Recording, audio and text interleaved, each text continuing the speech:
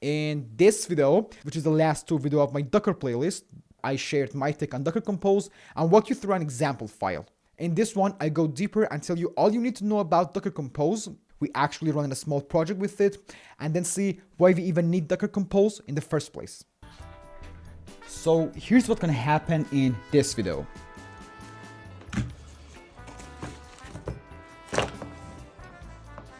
At first, we see how easy and handy it is to execute a Docker command without turning it to a Docker-compose file.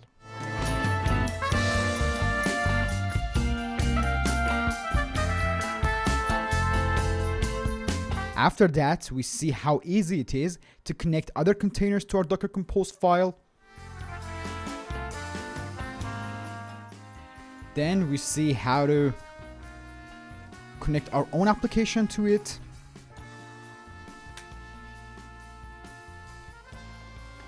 And after that, we see some best practices. And after that, we see what next.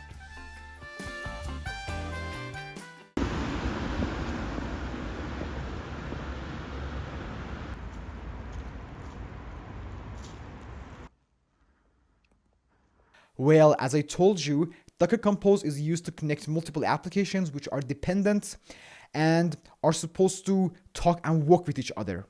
Well, we of course want to learn this with specific examples and not just metaphors, so let's go into the computer. First off, let's create a container to be a refresher for the last videos. In the last video, I started Redis containers, but in this video, let's go for a more complex container, such as PostgreSQL. We go for Docker run -d so we can put it in the background. It is more complex because we need to pass some environment variables. We do it with -e flag, Postgres user, let's say parsa, which is me, -e Postgres password. Let's put a very confidential password, secret 123. Let's put one of the two, Postgres DB, which is test database. And let's specify the port. Map the port 5432 of the container to the port 5432 of my own machine, my own laptop. And the image is Postgres latest. Let's run it. Okay, it shows us an ID. Let's go for Docker PS. This is our container, Postgres latest. So the first thing we should see that it is not handy at all. I mean, you have to type all these variables every time or put it in a safe place. So that safe place where we can put this command is a file, is a YAML file called Docker-compose file, docker-compose.yaml.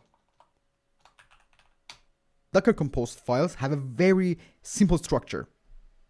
So if this is our Docker-compose file, it has a very little attribute here, which is version, and which has this line, for example, and then it has services. We list our services here. I mean, for example, this one is the service 1, I mean to the end of the file.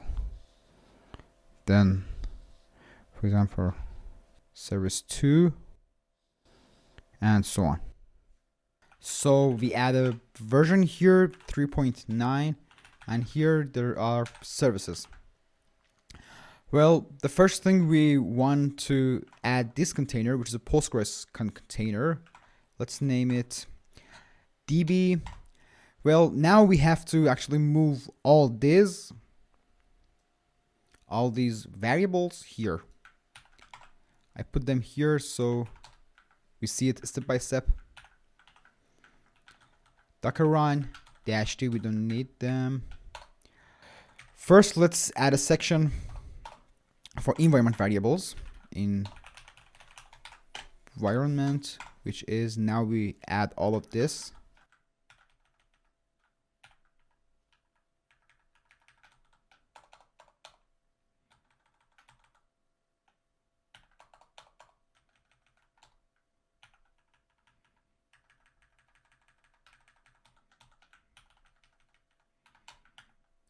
They are green, which means that it is not in the correct format. Well, YAML language is a very simple language, but the thing is that it is so sensitive on indentations and more generally on white spaces. So let's fix it. Instead of having the equal character, we use clone. Something like this. Now here is the port. Let's do it here. Port, let's copy this exactly.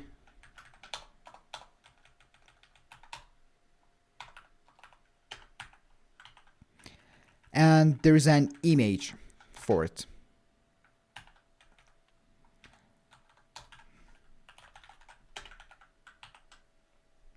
I would like to add a container name too. Container name, which is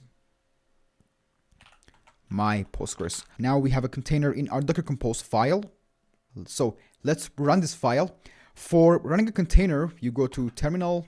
And first, let's clear all this. At first, check Docker-compose command is available on your terminal. It should be because it is usually installed with Docker itself.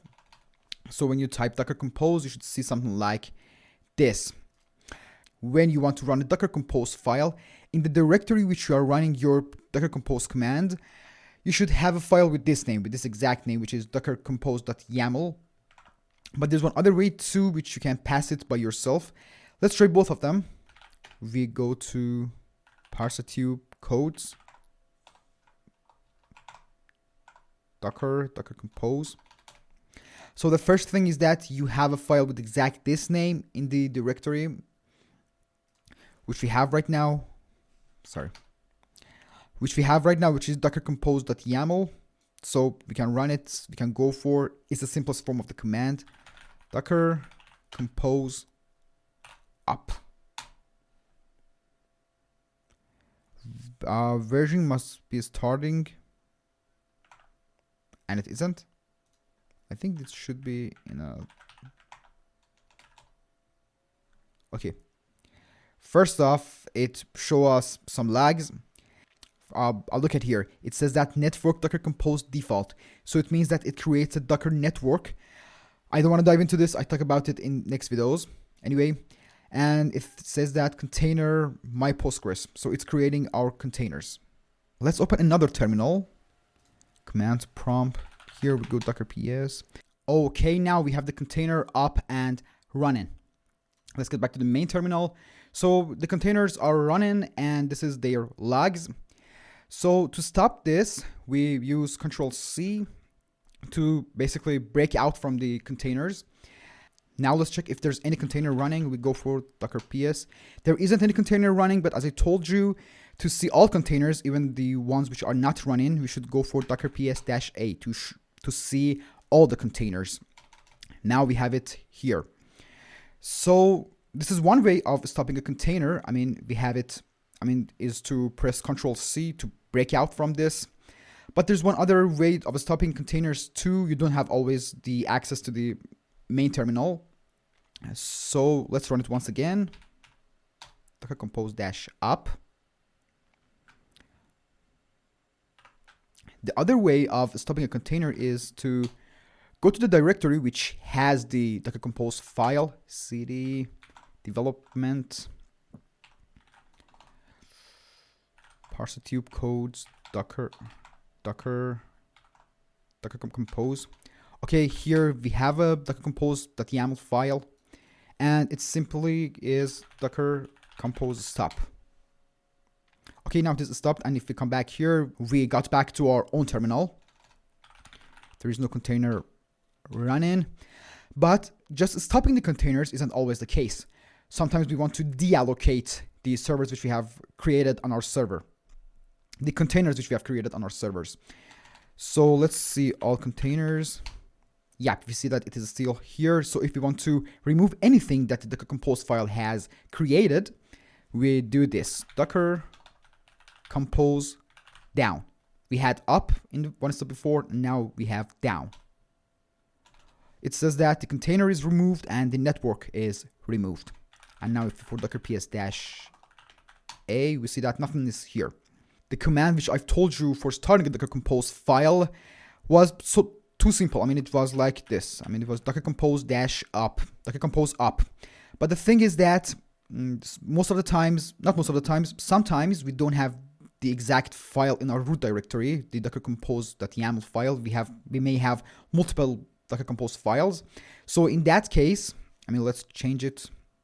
I mean, let's copy it. Docker-compose copy. Let's fix it name. Compose copy. If we want to run this one, we should add this command. Let's clear here. We go docker compose. We pass the file with -f flag. -f and docker compose copy that YAML up. Now, once again, we have our docker compose file running, and the same goes for stopping a container. Docker compose -f docker compose copy down to remove everything that this other docker compose file has created. So the first thing we see that it is more beautiful. It is so handy, it is well shaped, and we can put it everywhere we want. Let's delete this one. Let's go to the multi-container feature of Docker Compose. Well, I just want to focus on concepts, so I skip all these coding details, and well, we have AI. So if we go to our friend ChatGPT, and this is an example of a Docker Compose file. Let's copy this second container and paste it here. This pgadmin service is the same as DB service. It has image, container name, environment, Postgres, for example, Postgres default email, Postgres default password, and all that. Well, you see a new attribute here, which is depends on. In the first moments of this video, I've told you that Docker Compose is for running containers which are dependent to each other. So what does that depends on mean? It says that it depends on DB service. Well, as we saw in multiple times throughout this playlist, when we run a container, it doesn't get up and running in a blink of an eye, just like that. I mean, it takes time. So this attribute means that this attribute tells this service to wait up until this container gets up and running. And after that, you will start to do whatever you want to do. So this is for here. Let's run this. Okay. Docker compose. I go with the simple for Docker compose up. pgadmin, it is pulling the image. It takes a little while.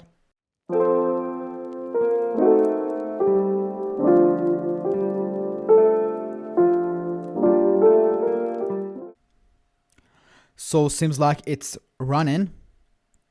Let's go here. Where did it map it to? It mapped it from the 5050 port of the container to the 80 port of my own machine. Let's go to localhost 80. Should we see it here? Oh, okay. Here we have it. Actually, it is 5050 or 80.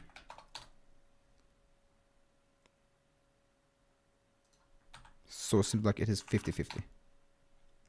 Now we have it here. This is our pgadmin container. This is it. We can get to it like adminexample.com, our email address, and the password, which is admin.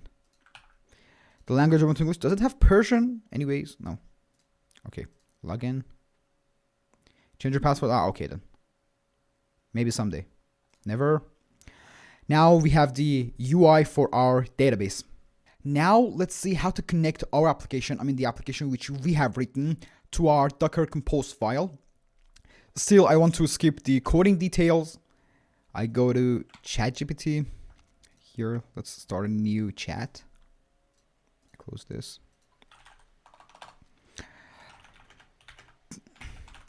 Where can I find the most simple JavaScript application which uses PostgreSQL? I put this on fast forward because it doesn't matter at all.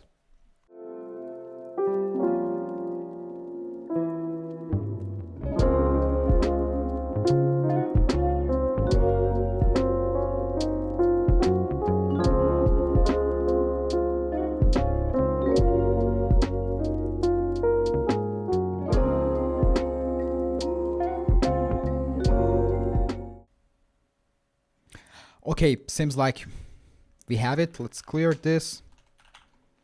I will definitely record a video about JavaScript. I think I was planning for it for my next videos. For adding the container of our application to this Docker-compose file. In the project of our application, of our Node.js app, we need a Docker file. So we simply add it, Docker file. I copy the content from an AI, something like this. We don't need to focus on the coding details. Okay. There are some. Okay. It's a best practice to have your Docker-compose file in the root directory of your project. We move it here to, now it is Docker-compose simple.js app, which we have our Docker-compose here. Now we have the Docker file of our application. Now let's add it. Let's add its container to the Docker-compose file. We also ask a ChatGPT or another AI. So it is almost the same. It has the default network. It has depends on, and it is DB. Postgres password, Postgres user, as we saw here. And here you see that build and a dot. This dot means that the Docker file, which you should look for to create this container, exists in this directory, which is this Docker file. Let's go another layer deeper. CD simple.js Postgres. Let's clear all this. So we have a Docker file here and a Docker-compose file. Now I think it looks good to me. We passed this environment variables. This Postgres user, Postgres host, Postgres database, Postgres password here with this. And we need the indentation here. YAML is so sensitive on this, so we have to watch for it. So it looks good to me. Let's see if we get any error or not. Docker compose up. It's building our Docker file. It's building the image. It says that container my Postgres has no health check configured. Okay, it doesn't matter to us right now. Depends on DB. Networks is default. Let's run it once again. Well, we've started our Docker-compose file. Before seeing the result, let's see what's happening in our application. It is so simple. It creates a client. After that, this client gets connected to the database and it sends a simple query to the database. So now let's see the result. And after that, it is finished. It doesn't do anything else after getting the result of this query. Here it says that my Node app is connected to PostgreSQL, and now is the timestamp of the database, which means that we're connected and we're good. So this is how we connect our application to some other containers in a Docker-compose file. Now we saw the main functionality. Let's talk about some best practices. Let's go to our Docker-compose file. As you can see here, we have username, password, and email. Well, of course, we're going to put this file on the version control system, GitHub, GitLab, or anything. And this sensitive data would end up public. We don't want that. And if you see real projects, you don't see any hard-coded values like this one, this one, this one. So how to fix that? Let's move all these confidential data to somewhere safe. That place which is safe is a file. Usually with this format, it starts with .env, which stands for environment, and it can be done .dev, which is for the developing stage, .prod, which is the production stage, .tests are for your local tests. End-to-end tests or unit tests, something like that. So I've always mixed this shortcuts. PostgreSQL, let's consider this is confidential too. We put them here. And these two. So we already have the Postgres user up there. We have the Postgres password too. We have the Postgres DB and Postgres host. Let's consider this is confidential too. And let's separate them a bit of space. And instead of clone, we have equal here. Control F, which is clone space to equal. There's one best practice for it, which we should add here. Something like this. I mean, env and. So now we should put all this there. Actually, I'm more comfortable, it is like this. Postgres user, we put it here, but with this format. $, and that's it.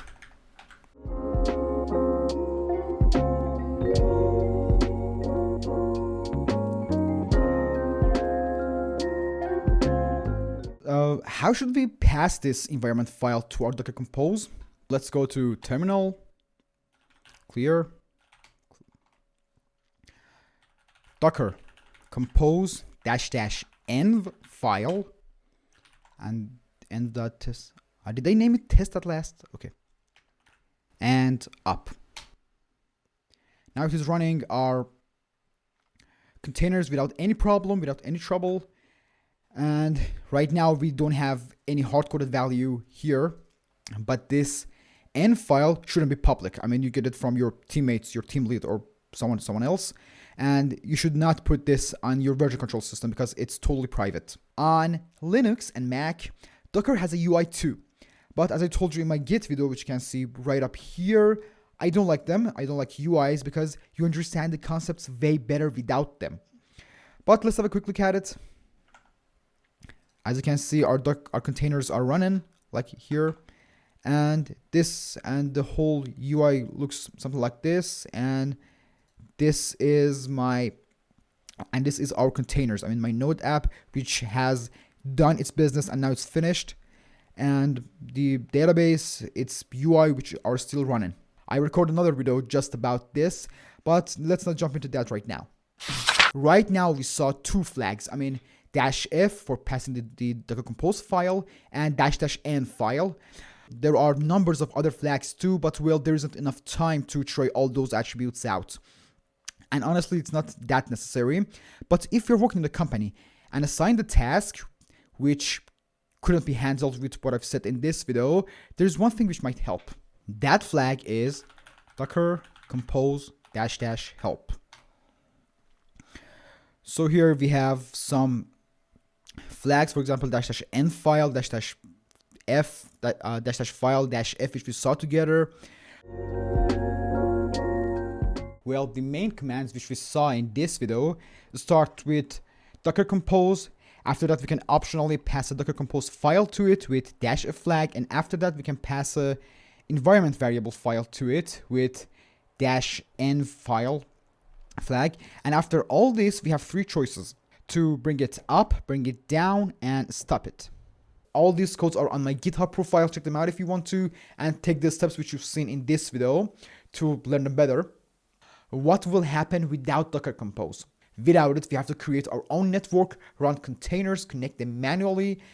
It may seem easy for like 2 containers, I get that, but most of the times you deal with more containers. For example, when you're working in a microservice application. Even if it's just 2 containers, it's recommended to use this. So in the future, if any new container wants to join your project, it could be handled easily. And a more practical point, without it, you can't start and stop all containers at once. You have to do it one by one, by one, by one. No thanks, but it's not perfect. It still has some limitations. One of them is that it requires a lot of manual operation. And at a larger scale, it takes quite a bit of effort. One solution to this is Kubernetes, which automates a lot of that work. I briefly mentioned it in my What is DevOps video, which you can see right up here. No, here. But I'll go deeper into it in the next ones. By the way, Kubernetes is the next step of Docker, not the replacement for it, so make sure you learn Docker well.